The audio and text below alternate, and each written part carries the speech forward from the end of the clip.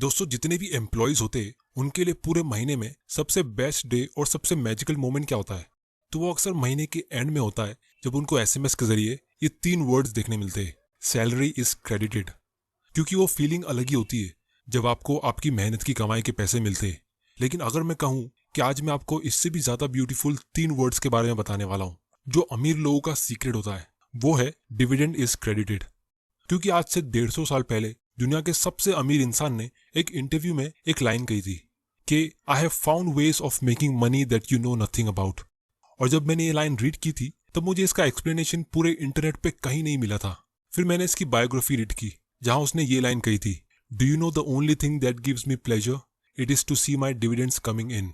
और फिर जब मैंने पावर ऑफ कंपाउंडिंग को सही तरीके से समझा तब मुझे ये लाइन समझ में आई।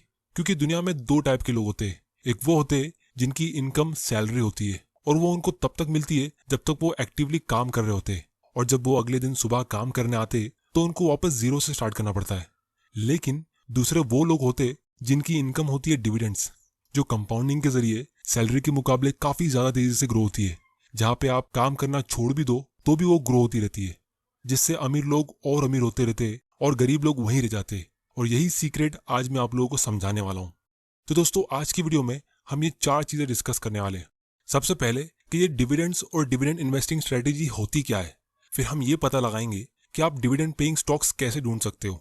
फिर मैं आपको इसका एक रियल लाइफ एग्जांपल बताऊंगा कि कैसे आप इसके थ्रू जल्दी फाइनेंशियल फ्रीडम अचीव कर सकते हो। फिर हम इसके प्रोज और कॉन्स को डिस्कस करेंगे। तो सबसे पहले हम ये समझने की कोशिश करते कि ये डिविडेंड्स होते क्या है। तो दोस्तों, स्टॉक मार्केट में 2 टाइप के स्टॉक्स होते हैं। एक होते हैं ग्रोथ स्टॉक्स और दूसरे होते हैं डिविडेंड स्टॉक्स। तो जब भी कोई कंपनी प्रॉफिट अर्न करती है तो उस कंपनी के मैनेजमेंट के पास 2 ऑप्शंस होते हैं। या तो वो प्रॉफिट रिटेन कर ले और उस बिजनेस में री इन्वेस्ट कर दे फ्यूचर अपॉर्चुनिटीज के लिए, जिससे उस कंपनी के शेयर का प्राइस ऊपर जाता है। वरना अगर कंपनी को उस पैसों की जरूरत नहीं है, क्योंकि वो कंपनी के पास ऑलरेडी बहुत सारा कैश जमा हो सकता है और वो उसे कई अच्छी जगह ग्रोथ के लिए इन्वेस्ट नहीं कर पा रही, तो कंपनी ऐसे टाइम में डिविडेंड्स पे करती है।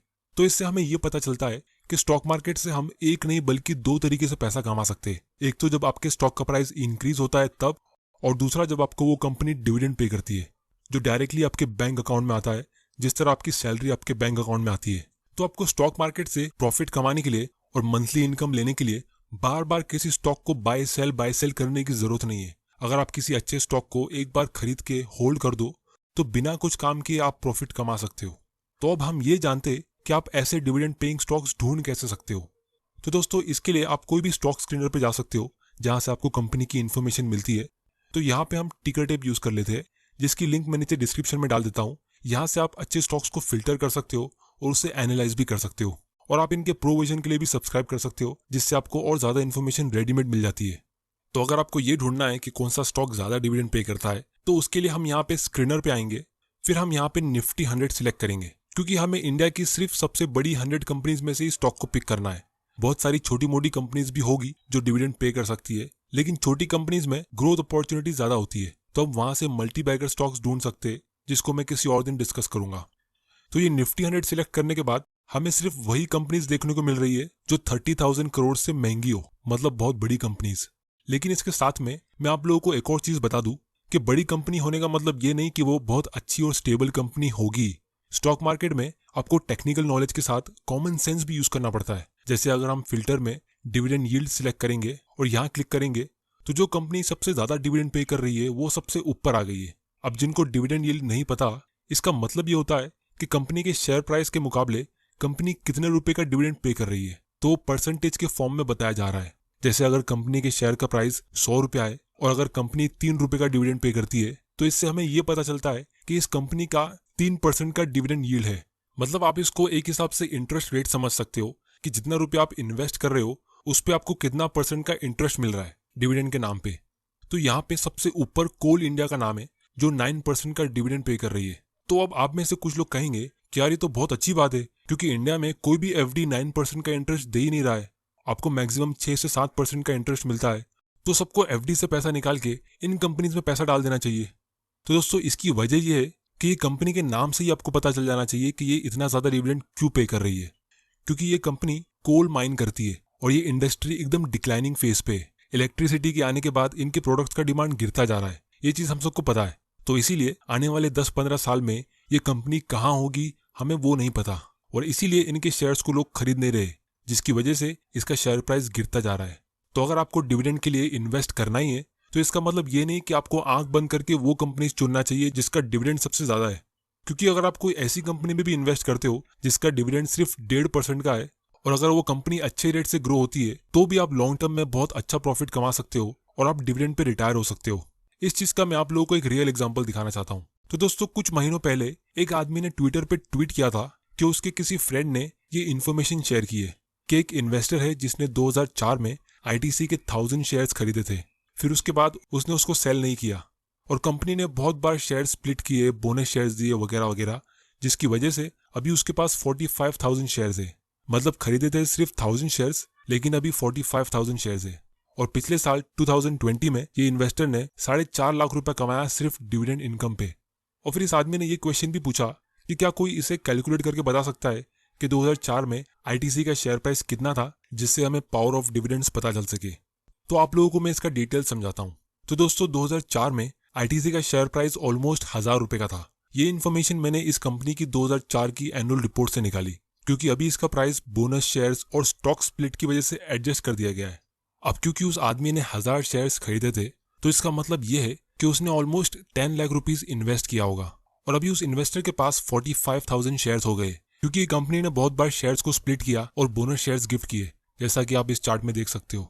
और अगर आपको ये स्टॉक स्प्लिट और बोनस शेयर्स का कॉन्सेप्ट नहीं पता तो मैं इसे आने वाली वीडियोस में डिस्कस कर लूंगा। तो पिछले साल ये कंपनी ने 10 रुपया पर शेयर का डिविडेंड पे किया, जिसका मतलब ये है कि इस इन्वेस्टर को 4.5 लाख का डिविडेंड मिला, बिल्कुल जैसा उस आदमी ने ट्वीट किया था। अब दोस्तों, याद रखिए कि स्टॉक का जो प्राइस इंक्रीज होता है वो अलग बेनिफिट है, क्योंकि 45,000 शेयर्स की मार्केट वैल्यू आज के हिसाब से 92 लाख की होती है। मतलब उस इन्वेस्टर को जो 10 लाख रुपए से 92 लाख का ग्रोथ मिला है वो 15% का रिटर्न होता है। जबकि आईटीसी का शेयर प्राइस फिलहाल बहुत गिरा हुआ है, लेकिन फिर भी जितना उसने इन्वेस्ट किया था उसको उसका आधा अमाउंट एक ही साल में मिल रहा है, सिर्फ एज ए डिविडेंड इनकम। और ये इनकम उसका हर साल ग्रो होता रहेगा, क्योंकि अगर ये कंपनी इसी 15% के रेट से फ्यूचर में ग्रो होती है तो सिर्फ 5 साल बाद उसके पोर्टफोलियो की वैल्यू डबल हो जाएगी, क्योंकि 15% के रेट से हर 5 साल में आपका पैसा डबल होता है। तो उसकी इन्वेस्टमेंट की वैल्यू होगी 1,85 लाख, और 10 लाख रुपए का उसको सिर्फ डिविडेंड मिलेगा। मतलब जितना उसका ओरिजिनल इन्वेस्टमेंट था उतना इनकम ही उसे हर साल मिलता रहेगा। अब दोस्तों, ये तो सिर्फ एक वन टाइम इन्वेस्टमेंट था। इमेजिन करो कि इस इन्वेस्टर ने इन 16 साल में और ज्यादा इन्वेस्ट किया होता या अपने डिविडेंड्स को री इन्वेस्ट किया होता तो उसका पोर्टफोलियो कितना बढ़ गया होता। तो दोस्तों, अब हम इस स्ट्रेटेजी के प्रोज एंड कॉन्स को डिस्कस कर लेते हैं। तो सबसे पहला और सबसे बड़ा एडवांटेज ये है कि स्टॉक मार्केट से आप अपनी वेल्थ को काफी ज्यादा स्पीड में ग्रो कर सकते हो। अगर आप अपनी 20s में कोई हाई ग्रोथ और यंग कंपनी में इन्वेस्ट कर लेते हो तो जब आप अपनी 30s या 40s में पहुंचोगे तो वो कंपनी भी मैच्योर हो जाएगी और एक डिविडेंड पेइंग स्टॉक बन जाएगी। और इंडिया में ऐसी बहुत सारी कंपनीज अभी भी है जो फिलहाल ग्रोथ स्टेज में है, और इसीलिए इसमें इन्वेस्ट करने वालों की इनकम भी बहुत ज्यादा हाई रेट से ग्रो होती है। अब आप में से कुछ लोग मुझे कहेंगे कि ये बहुत रिस्की भी होता है क्योंकि इसमें पैसा डूबने का डर होता है, तो इसको भी हम डिस्कस करने वाले। फिर दूसरा बड़ा एडवांटेज ये है कि आप इसमें एक छोटे अमाउंट से भी इन्वेस्टमेंट शुरू कर सकते हो। एकदम कम एज में, जैसे 18 साल के होने पे ही आप स्टॉक्स खरीद सकते हो और स्टॉक इन्वेस्टिंग सीख सकते हो। सिर्फ 100 रुपया या 500 रुपए से भी आप इन्वेस्टिंग शुरू कर सकते हो। तो अगर आपको शेयर्स खरीदने के लिए एक इन्वेस्टिंग अकाउंट ओपन करना है तो नीचे डिस्क्रिप्शन की लिंक पे क्लिक करके आप फ्री में अकाउंट ओपन कर सकते हो। फिर तीसरा और सबसे बड़ा एडवांटेज इसमें यह है कि आपको इसमें डाइवर्सिफिकेशन करने मिलता है, क्योंकि रियल एस्टेट में अगर आप 50 लाख रुपए इन्वेस्ट करते हो तो आपको सिर्फ एक ही प्रॉपर्टी खरीदने मिलेगी, लेकिन यहाँ पे आप वही अमाउंट को 10-15 कंपनीज में डाइवर्सिफाई कर सकते हो। और दोस्तों, इसके अलावा डिविडेंड्स के और बहुत सारे बेनिफिट्स होते हैं जिसको हम डिटेल में आने वाले वीडियोस में डिस्कस कर लेंगे। अब दोस्तों, इसका डिसएडवांटेज सिर्फ एक ही है कि आपको इसके बारे में अच्छी नॉलेज होना जरूरी है, लेकिन मेरे हिसाब से ये एक डिसएडवांटेज नहीं है, क्योंकि कोई भी फील्ड में आपको नॉलेज होना जरूरी होता ही है। फिर चाहे आप रियल एस्टेट में इन्वेस्ट करते हो या गोल्ड में या कोई और स्कीम में। और जिसको भी नॉलेज नहीं होती है वो लोग सबसे बड़ा रिस्क लेते हैं, और जैसे जैसे आपकी नॉलेज इंक्रीज होती है तो आपका रिस्क अपने आप कम होता रहेगा।